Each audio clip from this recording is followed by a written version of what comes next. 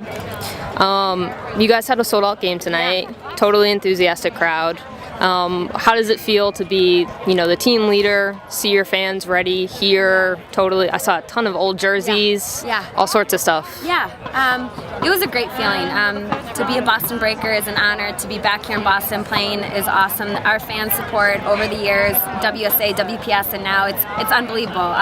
New stadium, new fans, and it was such a great atmosphere out here tonight. And I'm so happy that they've continued to support our team regardless of what's happened. And it's only going to get better. And I hope that their continued support and other markets around the country see what the Breakers do, and hopefully we can find something in place next year, because we have to have a league, and this is a great place where you can see it works, and how we have continued fan support and little girls and families and coming out and supporting us. It was awesome.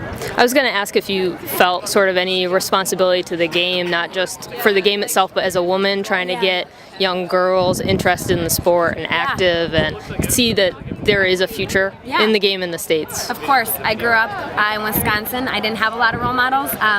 When I went with the U.S. national team with Julie Foudy, Christine Lilly, they changed my world. Kate Markgraf, Christine Lilly, they taught me what it's like to be, they were ambassadors for women's soccer, and they taught me, how special it is to represent, our country and play professionally. And I feel it is a responsibility, and it's also in my heart, so it's an easy thing to do.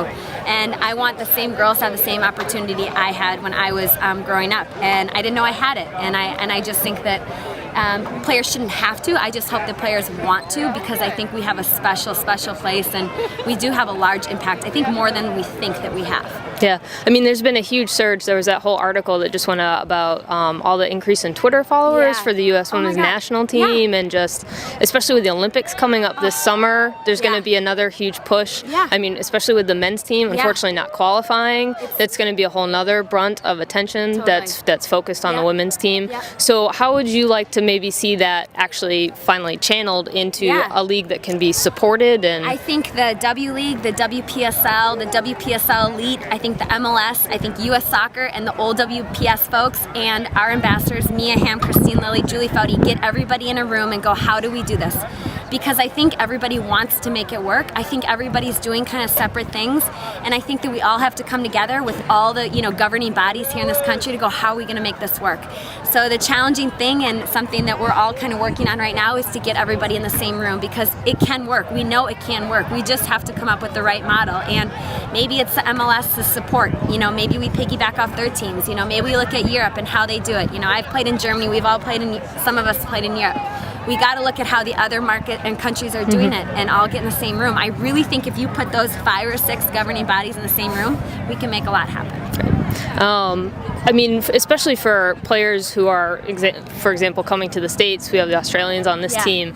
You want to promise them sort of a stable life. Totally. I mean, there were sort of some horror stories coming out of the WPS in terms of health insurance and all sorts of stuff. So, the great thing about the Boston organization is we've been so professional, and people want to come to Boston, but the scary thing is internationals don't necessarily want to come that much anymore, because they know the stability, and from team to team there's been a big difference of how each organization's been run. So I think if we have a league going forward, we need to make sure that we have stable teams and franchises that are working around the same level, because we don't want to have a player go to one team and be treated this way and another team on another. It shouldn't be like that.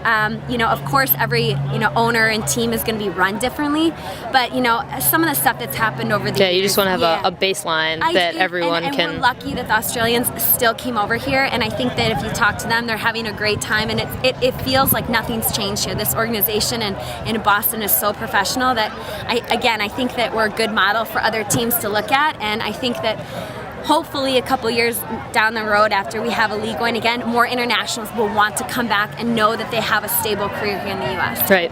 So on a slightly lighter note, obviously Boston is a big city of sports championships. Would you like to bring one home for women's soccer to match the Celtics and the Patriots? Yeah, I love it. I love being an athlete here in Boston. I support all the teams. I'm a big Bruins fan, Celtics fan. I mean, it would be an honor, and that's what we're going for. We're going for a championship, and we want to be right along the Red Sox, the Patriots, the Celtics, and the Bruins.